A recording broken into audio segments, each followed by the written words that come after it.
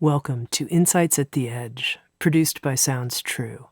My name's Tami Simon. I'm the founder of Sounds True, and I'd love to take a moment to introduce you to the new Sounds True Foundation. The Sounds True Foundation is dedicated to creating a wiser and kinder world by making transformational education widely available. We want everyone to have access to transformational tools such as mindfulness, emotional awareness, and self-compassion, regardless of financial, social, or physical challenges. The Sounds True Foundation is a nonprofit dedicated to providing these transformational tools to communities in need, including at-risk youth, prisoners, veterans, and those in developing countries. If you'd like to learn more or feel inspired to become a supporter, please visit SoundstrueFoundation.org. You're listening to Insights at the Edge. Today, my guest is Elise Museles. Elise holds 4 certificates in holistic health and integrative healing. She's on the Environmental Working Group Board of Directors and has been an NIH, National Institute of Health, grant recipient for 5 years in a row. Elise is the host of the popular podcast, Once Upon a Food Story. And with Sounds True, Elise Museles has just written a new book. It's called Food Story: Rewrite the Way You Eat, Think, and Live. How we relate to food is so native, it's so intrinsic, it's so important to who we are and everything we do. Elise helps us look in the mirror and see our true food story up till now, and most importantly, how we can change it, how we can rewrite it to have a relationship with food that is not just healthy, but super joyful and fun. Here's my conversation with Elise Museles. To begin with, Elise, by way of introduction, can you tell our Insights at the Edge listeners a little about you and how you came to write, teach, and coach people about food? Sure. So I always like to say I grew up in Los Angeles because I think that's so telling, just about the culture I was surrounded by. But I've always been interested and passionate about food. It started out much more as like, you know, not in my mindset around food wasn't as healthy as it is today. I was very preoccupied with being thin, or skinny is the term that we used back then. And so what quickly could have been, a healthy passion turned into an obsession. And I spent much of my young adult and even childhood thinking about food in an obsessive way. And so then I ended up going to law school and practicing law, practicing immigration law, and really enjoyed helping people. But I just always felt this like really strong desire to learn more about health and wellness and the body and mindset. And so in 2010, I I decided that I didn't want to practice. I had left law and that I didn't want to go back to practicing law, and I wanted to pursue my passion, which was all about, experiencing, you know, feeling good in your body and what that takes, and really learning about food, its impact on our mind and nutrition, and ultimately eating psychology. And so I became certified in holistic nutrition and eating psychology. And, I started working with people mostly on what they were eating. I was it was helpful, but the women who I was working with were, they could write their own blog posts, they could write their own books. They knew they had been on every diet. And I just knew that there was this missing piece to the nutrition puzzle. And at that point, I was like the poster child for what was called back then, I'm going to put air quotes, clean eating. And so I felt like there was something else. There was something that I hadn't touched within myself.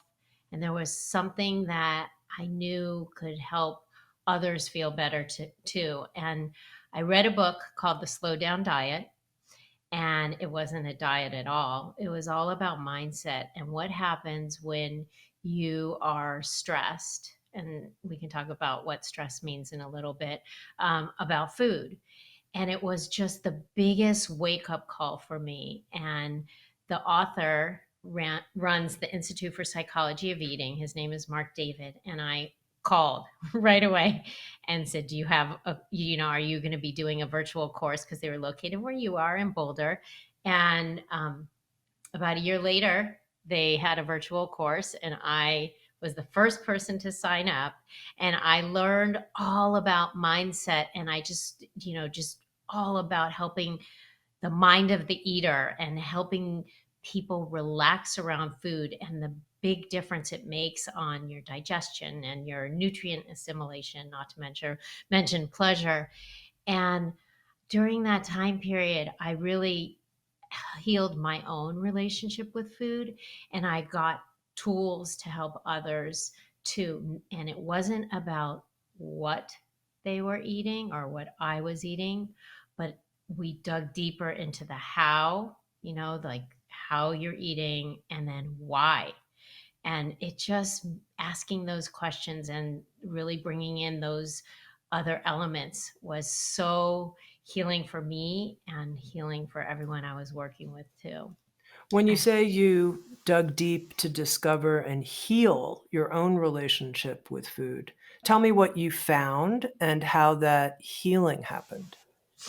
well, I am a perfectionist by nature, and naturally that carried over into how my behaviors around food. I was in search of the perfect diet. I wanted to do things perfectly.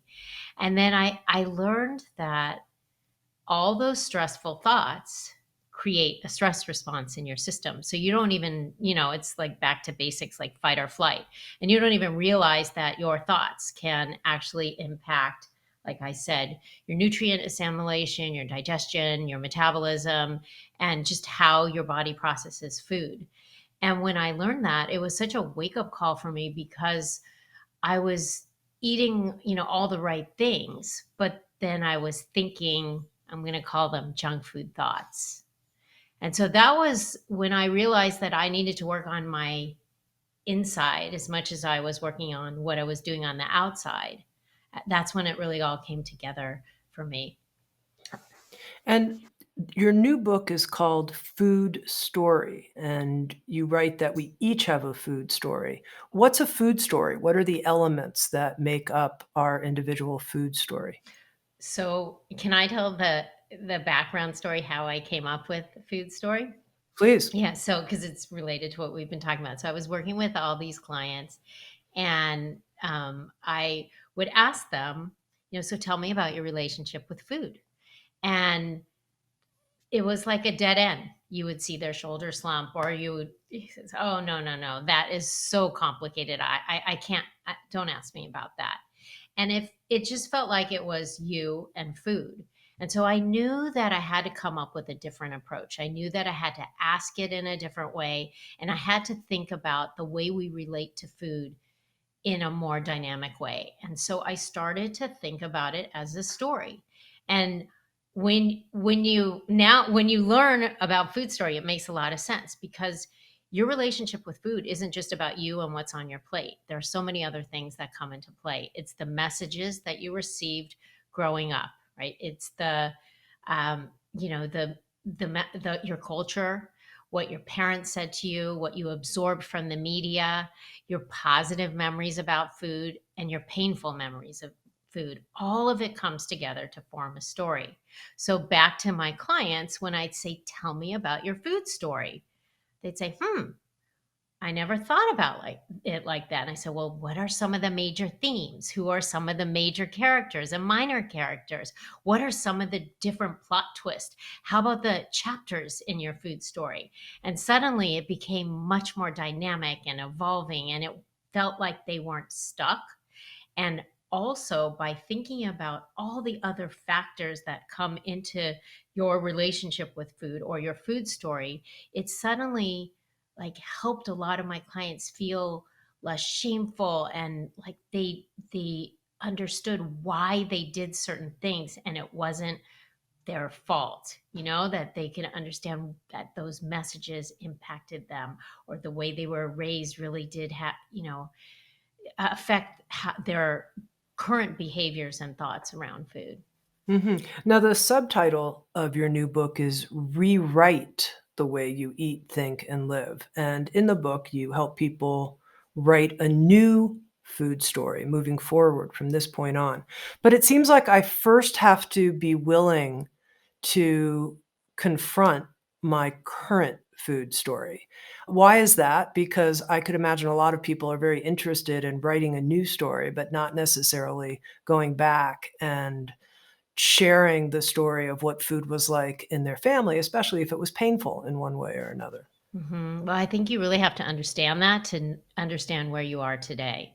Why I'm going to give a really simple example. Like, why do you always finish everything on your plate? A lot of people grew up with the Clean Your Plate Club. Their parents made them feel guilty. There were all the starving children, or they had to finish everything in order to have dessert. And so, when you learn about just some of the messages you received, or some of you can understand where those limiting beliefs come from, it helps you to be able to release them. Like, you can't, this because I know you talked about this in so many other podcast episodes, but you have to be able to like understand where things are coming from, get them out, and get them out of your system before you can move forward and make progress or change or Mhm. transform. But let's just take a moment and talk to that person who says, my food story has a lot of painful components. Maybe I wasn't fed properly. There I was opening a can of old food or something like that. Or, in my case, I was overfed by my mother, which had its own, difficulties and challenges. What resources or tools can you help someone who is looking at going into this archaeological dig to uncover their food story? And there's a lot of pain there. hmm Well, I think first is to take away the blame, because most parents or caregivers are well intentioned and doing the best they can with the knowledge and resource that they have. And I think that's really, really important. There are things that even I, as a parent, would do differently knowing what I know now. And it wasn't that long ago that I was a parent. So if we're going back, several decades, I think people have to like put themselves in their parents' shoes, and and know that the intention was good. And I think that's the first thing. And then, how when you understand where your pain comes from, I think it's a lot easier to feel less guilt or less shameful about your current behaviors. So that exploration helps you heal and move on to the next chapter. Now, you said something that I'm curious about, that you would perhaps even parent and raise your children differently, knowing what you know now than maybe you would have done 10 years ago. What things did you do 10, I don't know if that's the exact number, but whatever the years are ago, that you would do differently now? Okay, so my husband reminded this just popped up for me. My husband reminded me of this story that my kids were on a school field trip. I have two sons. And by the way, they both are amazing cooks and, now shop at the farmer's market. But we definitely had a rebellious time period. And, they didn't always do, I got a lot of eye rolling. But one of the things that my husband reminded me of the other day is that my kids went to one of them went on a field trip, and the teacher called my husband and said, we're at McDonald's and your son won't eat anything. And it's probably, because I was like, we don't have McDonald's, that's not what our family does. And I can imagine myself saying that. And so I think that you know making food off limits has it negative consequences too. So later on, when my kids were a little bit older, I would have candy in the house on Halloween, and I wouldn't label things as good and bad. And I think that good and bad is something that is so prevalent in the way that we as a culture talk about food. And food isn't good or bad, and that when we attach that, we have that moral attachment to food, then when we eat that food, we feel good or bad. And that's not a healthy mindset. Okay, but let's say someone's listening, they say, "Look, it's a fact sugar's bad, and it's a fact that fast food's not good for you. I want to impart to my children those facts." What would you say to that? I would say to that I would not use the good or bad, and I would share, like, I like adding things in, and doing things. We eat a lot of vegetables. We eat the rainbow. Can you help me in the kitchen? Can you help me go to the farmer's market? And so I would engage the kids and show, don't tell. That's the first thing. But I think that if you can give them the tools to be connected to their body so they know that when they eat too much candy, too much sugar, they don't feel good, right? That is really the gift that you pass on. But there are ways to communicate it without making it good or bad. In our house, we focus more on, on foods from the earth, or, or whatever it is that you do. And that, we don't eat as much of that of that food because it doesn't make you feel good. But I think letting kids experience that is really beneficial too. They know your kids are always watching. So if you're trying to impart the message that, sugar isn't healthy, but then you're eating a lot of sugar, then Sure. that message isn't going to translate. Sure, sure. Now, towards the beginning of the book, in describing this archaeological dig that we're each encouraged to go on to find our food story, you identify 8 different food stories that are common in the people that you work with. And one is the story of perfection. And it sounds like that's perhaps a story that you personally connected to from the way that you talked about yourself. You talk about the story of shame, the story of later, I'm gonna, start eating the way I really know. And then you had the story of escape. That one really got my attention. It was the story that I connect to the most of food being a type of reward or an avoidance, or it's soothing, self medicating. Okay, so once we've identified elements of our story, how do we get beneath the story? What are your recommendations? Someone's like, "Okay, it's true. This is my story. I eat because I want to feel rewarded. Gosh, after doing all these podcasts, I deserve an XYZ, whatever it might be, for sure. How do I get underneath that?"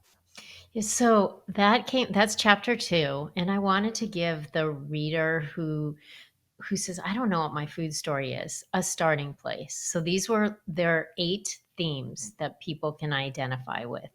And you can also be a combination of, some parts of each, and or different in different points in your life. You might have felt more like you related to the story of perfection and then story of later. So it's not like just that. But I have found that when people can identify the themes and then really trace it back to where did this all begin, oftentimes there's a major shift, a trauma, something in their life that, like, started this whole path. So I'll give you an example. One of my clients who really identified with the story of escape, when she went through puberty, her body changed, and her father became really uncomfortable with that. And so he started, like, you know, saying things or telling her to cover up, or, side eyeing when, she would eat certain foods. And so she would then hide her food and escape with food. And so when we were working together and I asked her, when did it all begin? She, had to think about it, and she realized I was, 13, 14 years old. And that's when it really all started. And it's been a part of my food story and a very prominent theme in my food story ever since. So with her, in her case, we uncovered where it came from. It helped her release some of that shame and blame. And then she wrote a letter to her father. She wrote a letter that she never gave him, but it made her feel better that she could go back to that time and place and release that old story. How much of our food story is simply an inheritance from how our parents related to food? I think that's hard to say because, well, it we're born into a food story. And I think I don't know about you, but I catch myself either saying things or doing things or believing things, and I'm like, I'm my mother, But I eat completely differently than she does now. So I really think that the way you were raised influences the way that you connect to food. But then, there are things in your life that happen. Some people get sick, some people have wake up call, that maybe where you evolve and have a new chapter of your food story. But I do know that for a lot of people, their comfort foods are foods that were used as comfort growing up. And we saw a lot of that like over the pandemic too, people turning to their childhood comfort foods. Like those memories are still within you. And so it's so much more than just like the actual food. It's the emotional connection, it's a time and place that made you feel good. And your body remembers, you feel that in your body. Now, it sounds like there was a big moment in your life in terms of differentiating from the story of perfection that happened, when you were dining with your to-be husband, who wasn't your to-be husband yet at that moment. Can you share that story? Sure, of course. So I was in law school, about to graduate from law school, and my husband was already practicing law. And he grew up in like a meat and potatoes household. And, his mom cooked, very traditional. And food was like food was, I guess, celebratory and pleasure. And his there wasn't an abundance of it. His dad was in the Navy, and it was just not there weren't really like issues, I guess, relating to food or preoccupation with weight or anything like that from coming from his side of the family. And I grew up in LA where even my dad was very conscious of food. And when he was food and his weight, when he was, I don't even know how old he was, but when I was a child, he used to lock the refrigerator door every single night. And then he would hand the key to my mom and um, say, like scream down the stairs or up the stairs, "Do you want anything before I lock up?" And so we grew up thinking that food was kept under lock and key. And I know that probably sounds really like he used a bicycle lock and like an extreme measure, but he would sleepwalk and wasn't conscious of it. And he didn't want to do that and wake up feeling ill. And then at the same time, I grew up. My mom was very conscious. Her friends, they would bring diet salad dressings, and they talked about their weight, and I just heard all of that. And so when I was, I had a lot of rules and I was very restrictive. And we were out at the celebratory dinner, and my husband, he wasn't my husband, he was my boyfriend at the time. He just had it. We were supposed to be eating at this fancy restaurant that took 3 months to get a reservation, enjoying the food. And I was pushing it around because it had some sort of a cream sauce around on it. And that wasn't part of my food rules, to eat cream sauce. And he looked at me and said, I can't do this anymore. Like food is we had talked about having a family and we were going to get married. I mean, we weren't officially engaged, but we had talked about it. And he said, I don't want I'm uncomfortable. I feel uncomfortable in my body watching you feel uncomfortable in your body and not relaxed around food. And I don't want to do this. I don't want to eat like this. And I certainly don't want to pass on anything like this to our family if we were to have one. And he broke up with me at dinner. Wow. Yeah. How did you get back together? So I went back to California, which is where I'm from. And that was just a pivotal moment in my food story because it was the first time that I realized that what I was doing and what I was thinking was affecting other people. And I think this is a huge, like for all our listeners who are in a place where they might be preoccupied with food or feel not comfortable in their body, or they're not relaxed and just deliberating about their choices, whatever it may be. Those thoughts, it's energy, people pick up on it, and it doesn't just affect you, it affects everyone around you too. And that was such a huge realization for me.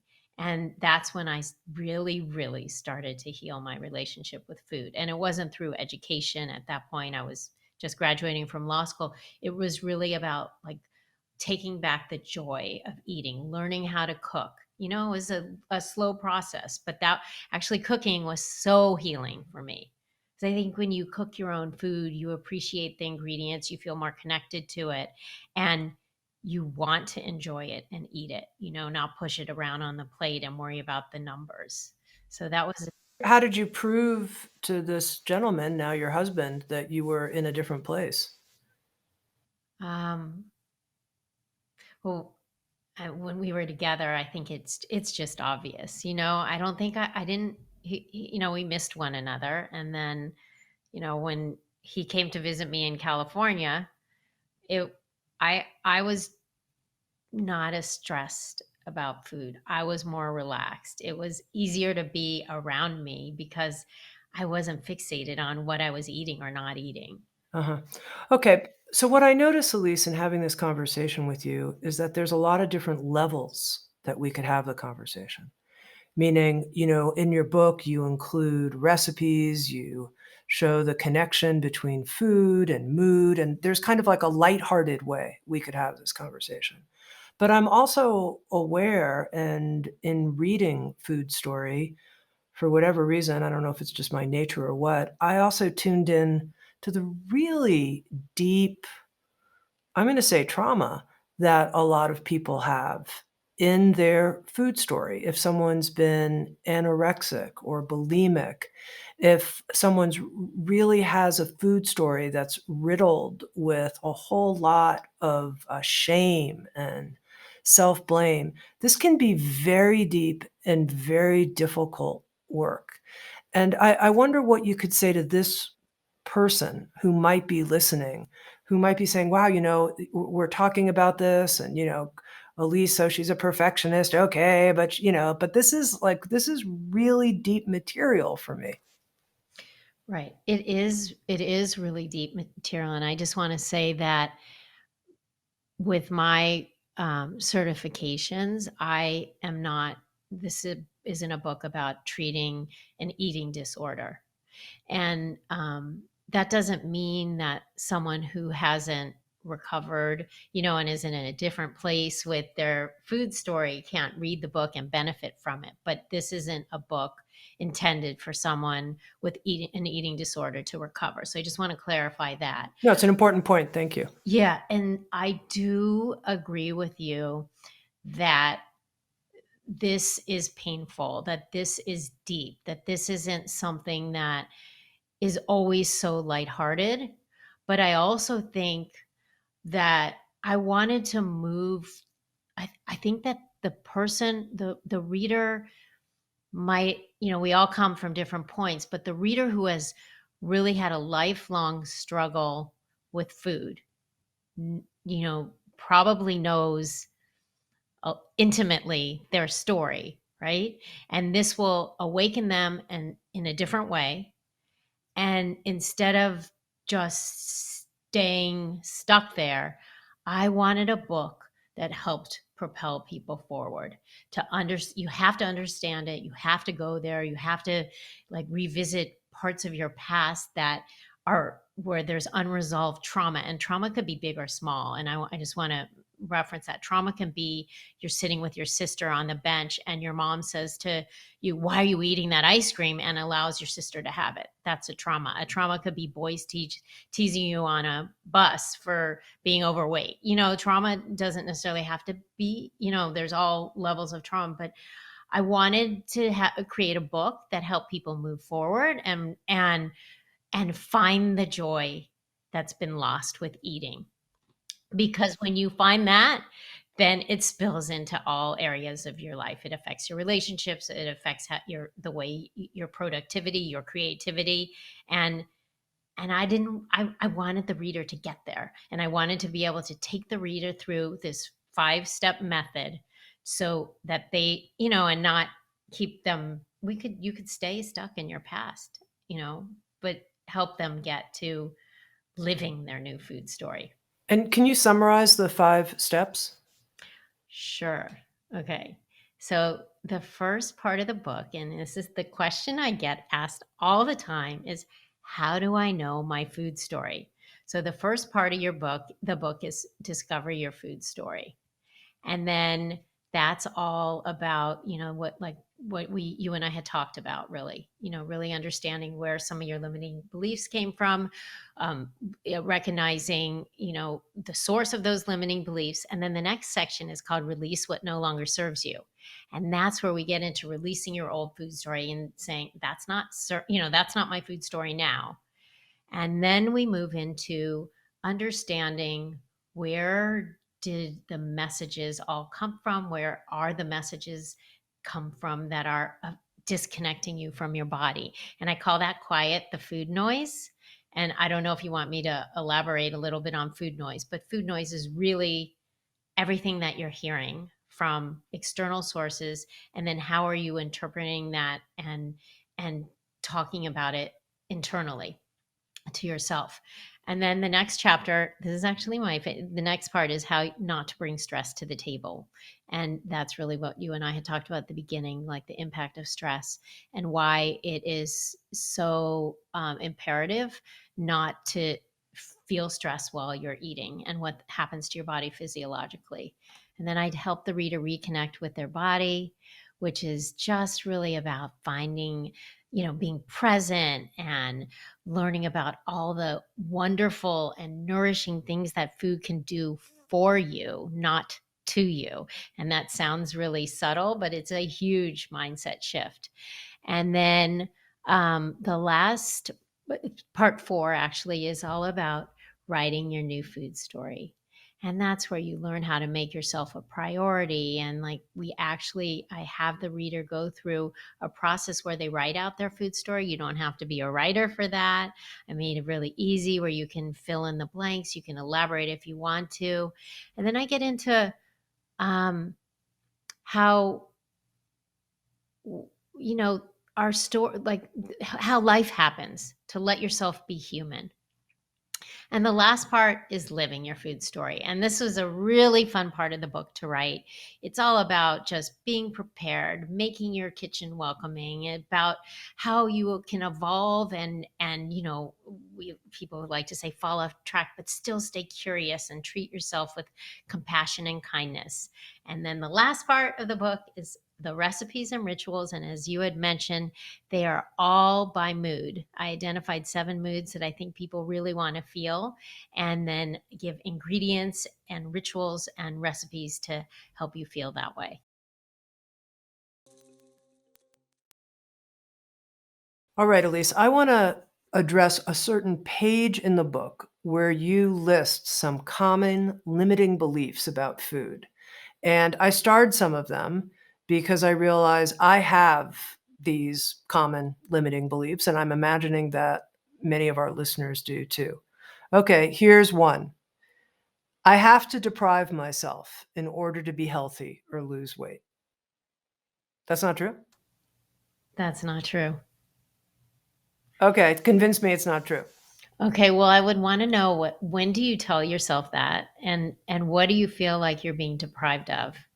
I would have to deprive myself of a certain categories and types of food, I believe, and I'd have to eat less quantity, so I would potentially experience that as deprivation. So I have a myth or an idea that I would have to go through deprivation if I wanted to lose weight. Hmm. So I think feeling good. This book is really about feeling good. It's a lot less about weight loss, because when you feel good and when you're relaxed around food, your body will naturally do what it's supposed to do. But the deprivation part, I mean, that's really a mindset. I like to get people excited about all the food that they can have. So let me ask you a question, Tammy. When you read the recipes, did you get hungry? Were you excited about them? Yeah, I was actually. I especially, Okay. I like matcha, so there was a matcha recipe and, I like beets, so there was a couple. Yeah, I got excited. Okay, and there's some spiced chocolate tartlets, and there's a lot of really like great, in my opinion. I think there's a lot of good recipes, and there's even pancakes, and then a mac and cheese that's made with butternut squash. So there are they're in the comforted mood section. So I think it's all that deprivation. Like if you start out saying I'm depriving myself, then you will feel deprived. But if you get excited about all the things that you can have, then right away, just that flipping the script makes will help you feel less deprived. Mhm. Now, this emphasis on finding the pleasure and joy, it's obviously something that really lights you up. So writing a new food story that has a lot of pleasure and joy in it. And you mentioned, and I think it kind of snuck out, that the perhaps favorite section of the book for you has to do with how we feel when we eat. So let's talk to that person who is eating on the run. You write in the book how many of us, something like 88% of adults polled, stared at a screen while eating. You call these distracted eaters. What are the things we can do so that we really bring pleasure and joy to our eating? Okay, so the very first thing you can do is slow down. It is so in the book, in chapter 8, I have a chocolate meditation. And I talk about my chocolate meditation all the time. And it's not because I think people should meditate while eating, but it's really to illustrate the power of presence. And I've done this chocolate meditation dozens and probably over 100 times. And without fail, every time I do this chocolate meditation, somebody or many people who are experiencing it will say, "Wow, I have never tasted chocolate like that." But the reason that it's so powerful is not because it's this magical chocolate. It's because they're sitting and not looking at their phones, not distracted, not on the run, like you mentioned, but just really in their body and noticing the taste, the smell, just the little nuances of what food actually tastes like. And it is exponentially so much more satisfying and pleasurable when you do that. And so I'm not talking about like spreading a white tablecloth out and having these multi course meals. It's really just about finding even 5 or 10 minutes to be with your food. And it's so life changing when you do that. And it talk about not feeling deprived. You enjoy your food, or you notice, let's say you actually didn't enjoy something, but you were eating it for years and years because it was part of your routine or you thought you should, then you have more clarity on, what, this isn't for me anymore. So it just brings awareness and and like I said, clarity to what feels good in your body. Now, you're emphasizing this notion of writing a new story. And, I pulled out some of the old stories, the old painful stories that many of us have. Can you give me some examples of some new stories you've worked with clients to write? What's a new food story sound like? Well, I trust my body. So many of us are disconnected from our bodies because of the messages that we receive growing up, or just even something like as like harmless, or so that we thought as clean your plate. I'm going to go back to that. That disconnects us from our body because we feel like we have to finish everything before we get up from the table or before having dessert or whatever it may be that you were told. So for many of us are disconnected from our bodies also, even today, watching influencers on social media and thinking I need to eat this or not eat that.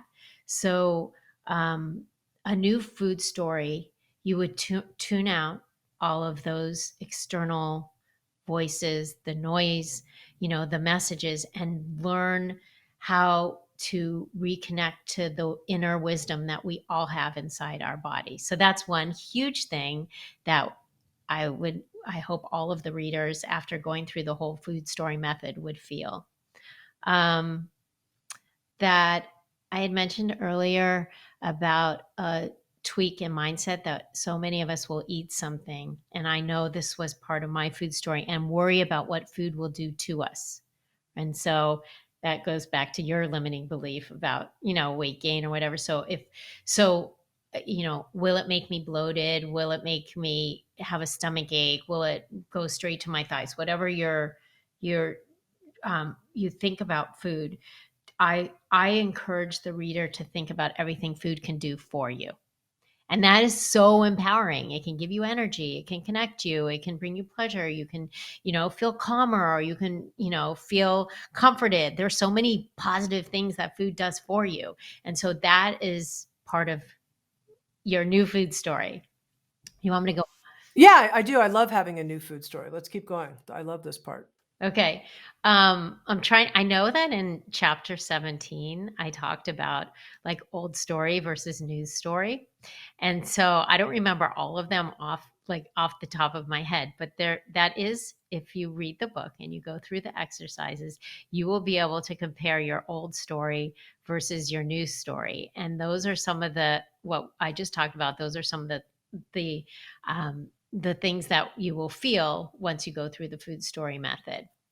Okay, Um, I'm going to share a couple interesting ones because I have the book right here and you can comment on them that I think are really interesting. Old story. I don't want to plan ahead and spend my day doing meal prep. That sounds rigid and boring. I want to be spontaneous. And then you have this new story. Planning ahead allows for more freedom. So tell me the new story when it comes to meal prep. okay, so I'm not into rigid rules or meal plans, which is like I'm going to eat like grapefruit and oatmeal on Wednesday morning. No, it's not about that. It's about, going to the farmer's market or to the grocery store, stocking your pantry with the staples, making foods that you can mix and match throughout the week, and again, tuning into how you're feeling and not having a rigid plan, but having options, because we end up making less healthy choices when we don't have the options in front of us. So I have a whole chapter on what I call food prep and mood prep, which is a non-food ways to get organized for the week. And when you do that, you're thinking about your future self, and it's a form of self-care. You're taking care of future you by having all these, like, by batch cooking and having all these ingredients ready and to be mixed and matched throughout the week. And I mean, we just feel so much better when we think about, when we're organized and we think about having that food ready for us to eat. Okay, I'm imagining, and I'm sorry, Elise, but I'm imagining someone rolling their eyes right now and going, I just can't imagine getting excited on the weekend doing this. There are these other things I'd much rather be doing. How am I going to write this new story where I get excited about having all this batch stuff prepared? How do I get there? Okay, well, first of all, it relieves so much stress. So if you have stress in your life and you want to feel better throughout the week, think about that. But I always, I say that you make it fun, turn on the music, engage, your friends, your family members, your roommates, whoever, and turn it into a little like event, so that it's exciting for you, and it's not. And I mean, that's really about shifting your mindset. It's not a chore. It's something that you do as an act of self-care. And I just, I, you know, I don't always feel like doing it. It doesn't have to be the same week to week. Even if you make one pot of soup or one set of snacks, that's at least getting you into the habit of knowing how beneficial food prep can be for you during the week. Okay. Here's an old story turning into a new story. Old story. I just get so bored in the kitchen and draw a blank when I walk inside. Cooking is so tedious. What's Okay. my new story? Well, it was kind of what I said to you before. Cooking is fun. Okay. It's a stress release. It can be therapeutic. I mean, and when you cook for yourself and you're using all the seasonal ingredients, I mean, you want to eat it. You want to enjoy it. You want to get the most out of it because you spent, your precious time preparing the meal. So I think that you have to find it. Cooking can be really simple. You could just, like, in the morning, it could be about tossing, your favorite ingredients into a blender and spending 5 minutes whipping up a smoothie that's nutrient dense and is going to stabilize your blood sugar. It can also just be throwing some, vegetables, or if you eat some, animal protein or beans or tofu or whatever, into a skillet and sauteing for a stir fry. It doesn't have to be complicated. It doesn't have to be hard. And if I'm being really honest, I don't even cook from a recipe most of the time. I just put food together, so that it's colorful and exciting, and it's made with like ingredients from, local ingredients from farmers I've spoken to. And I think there's just so many ways to connect to your food. And that oftentimes when we're disconnected, when we're ordering from, I'm not saying anything's wrong with ordering from restaurants, but when we're ordering from restaurants and we don't really have that true connection with what we're eating, because we didn't see it from beginning to end, that we don't feel excited about it. But I say just try it. Try a couple meals a week. Don't go from 0 to 60. Just try cooking 3 nights a week and see how you feel. I know that there are so many people, during the pandemic, and a lot of men too I've spoken to, that took up cooking, and they're like, wow, I never realized how much I enjoyed it. I'm so glad I had this opportunity to do it. So I say just try it, because it is like, I mean, it is the biggest gift that you can give yourself. Okay, I'm gonna just do one more of these old story and then ask you to give me the new story. The old story: I don't know how to make time for myself and my health. I have a million demands, kids, family, work, errands, bills, taxes, etc., that always take higher priority. Okay. So the new story is that I'm just as important, if not more, than anyone else. And if, there's that expression, if you don't fill up, that you have to fill up your own cup, too, and or put on your own oxygen mask. And I mean, it's there for it's carried on for a reason, because it is the truth. And so when you think about that, when you take care of yourself, you will better serve these other important people in your life. That might be the impetus to just start doing it and feel less guilt about it. But I say you have to, it's easy to let it slip. It's easy when you have a million responsibilities, whether it's, a family member's a demanding job or all the above. Put it in your calendar until it becomes a habit. Put it down and don't break the appointment. Put it down that from, this time to this time, it's movement or meditation or cooking yourself a nourishing meal. Add it to your calendar. And it's an appointment, like if you had it for your child or your a client, that you wouldn't break. Take it Mhm. that seriously. Now, Elise, I mentioned to you that an old food story for me is eating for comfort. I want to be comforted. And interestingly, towards the end of the book, you write about emotional eating. And you don't have the same view towards emotional eating that a lot of other people who teach on health psychology, food psychology seem to carry. You write, emotional eating will always be part of your food story. You shouldn't fight emotional eating. So, what's your take on emotional eating? I'm so glad you asked that, Tammy, because it is a really important part of our food story. So I think, did you hear me get so excited about cooking? I mean, I think food is emotional. And, we have all sorts of connections to what we're eating.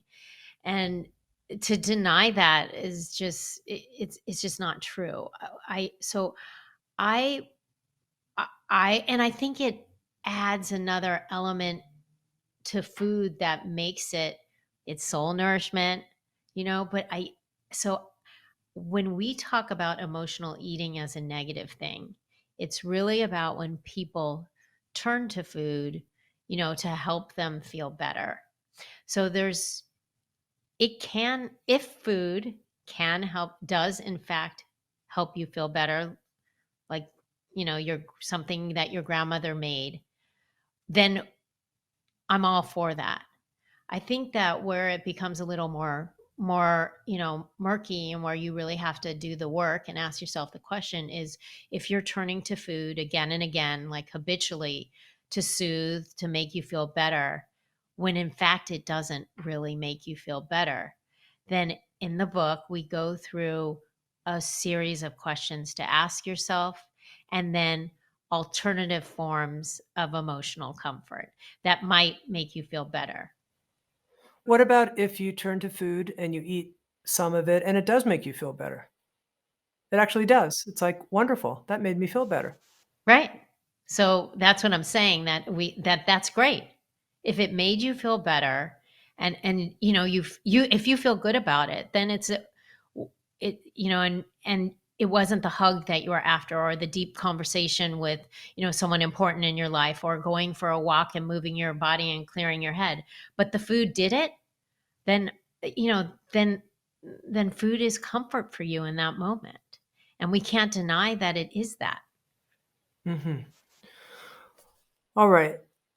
You emphasize, and you mentioned it here in our conversation, the importance of actually writing a new story, and you've tried to make it easy for people by giving them, an outline that they can fill in, and you describe writing as a way of encoding this new narrative. Why is the act of writing a new story so important to you? We all have so much going on in our heads, and that if you want this to be real, if you want to hold yourself accountable, if you want to see and feel what is it really going to be like to live this new food story, when you put it on paper, it takes on a different life, a different meaning. You can see it with your own eyes. You can feel it. Is this what I want? Is this gonna, is this the life I want? What will it take for me to get here? And all of those questions become so much more clear when you see your words on paper, or on the screen, or whatever, or in the book. So there it's a release too, to get it out of your head. And I used this word earlier, but that's really, it brings so much clarity too. And I think it can also bring excitement and enthusiasm, and really make it feel so much more real, when it's not just swirling around as a concept of something that you might want in a distant future. Okay, so a listener, a reader, someone you're coaching, they write a new food story and it feels really good. I'm going to be in my body. I'm going to listen to my body. I'm going to eat what my body wants. And then something happens. Like I didn't have time to eat during the day. And then I met some friends for dinner. And before you know it, I overate. Halfway through the meal, I was over full, but I just kinda kept eating. Oh my god, this is exactly not in keeping with my new food story. What do we do then? Well, you have your food story written down, and you can go back to it and see, how do I want to feel? But life happens. And so that's the beautiful thing about story. It's not rigid, it is constantly evolving, it's dynamic. There's flow, and there's different seasons of life and different characters that come in. And so this is your story now, but maybe it's time for a new chapter if it's not working, or it's time to make a few little edits to your story to figure out what will work for you. And so That's why I like to call it story, because it's not set in stone. But what about when you just mess up? It's just a mess up. I just messed up. What about Mhm. those moments? The I can't remember if I called it the uh-oh moments, you mean? Yeah, those moments. Yes, they happen all the time. So then you just you get back to what makes you feel good, that you realize, life happens. We travel, there's just, you know, something happens with your child, or there's, you get sick and things change. But then you always have your story to go back to. And it's not, I don't like saying get back on track, because I don't think that anything in our lives are really linear. Healing isn't linear, and your food story isn't linear. And so that's the thing. You have it. You know what makes you feel good, and you're when everything is aligned, and how that feels in your body. So you went a little, off to the right or off to the left, but then you can come back to your path and do what makes you feel good. All right. To close, Elise, the subtitle of Food Story, Rewrite the Way You Eat, Think, and Live. How do you see the connection between the rewriting of our food story and really the rewriting of our life story? Mhm. So I I really believe that the way that you relate to food, and the way you can allow it to nourish your body or not, impacts everything. It impacts your health. It impacts the way you think. It impacts your mood, how you connect with other people, your creativity, your productivity. I mean, when you eat foods that nourish every cell in your body, you are positioning yourself to really live your best life, to feel good while you're doing it, and to your the way you relate to food, and it spills over into all areas of your life. And that subtitle, Rewrite the Way You Eat, Think, and Live, because so much of our relationship with food and so much of our food story has to do with our thoughts. We've talked about that a lot in our conversation today. And so that's the think part. And then, like, the live is just allowing food to help you live your best life, not control it. I've been speaking with Elise Museles. She's the author of the new book, Food Story. What a great title. Rewrite the Way You Eat, Think, and Live. Thank you so much, Elise. Thanks for everything you poured into the book. Thank you so much for having me, Tami, and thank you to the whole Sounds True team. I had such a phenomenal experience as an author with Sounds True. Wonderful. Always happy to hear that.